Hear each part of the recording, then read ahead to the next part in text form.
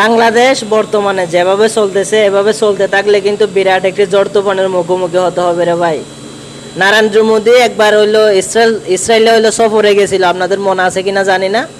সফর থেকে এসে এমন একটা বিবৃতি দিয়েছিল সে, বাংলাদেশ, নেপাল, শ্রীলঙ্কা, ইন্ডিয়া বনেগা, এরকম একটা বক্তব্য রেখেছিল আপনাদের মাঝে। আপনারা কে কে দেখেছেন জানি না।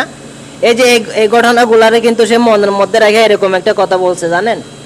এই যে নিজেদের দেশের মধ্যে যদি আমরা যুদ্ধ বাজায় রাখি, একজন আরেকজনের মারতে থাকি ইস্যু দেখাইয়া দেখাইয়া, আরেকটা দেশের সহজ হবে না যে অমুক তারিখ থেকে তমুক তারিখ পর্যন্ত বাংলাদেশের মানুষ একটা দিনও শান্তিতে ছিল না। বাংলাদেশের মানুষকে শান্তি দেওয়ার জন্য দেখবেন কোন একটা দেশ আইসা যুদ্ধ লাগাই দিচ্ছে, তখন মরবে কারা? এই যে আপনারা যেভাবে দেখতেছেন, যেভাবে দেখতে পাচ্ছেন, এভাবে বাদ দিয়ে অন্যভাবে চিন্তা করেন সবাই। অনুরোধ রইল ভাই, প্লিজ আর অশান্তি করেন না দেশে।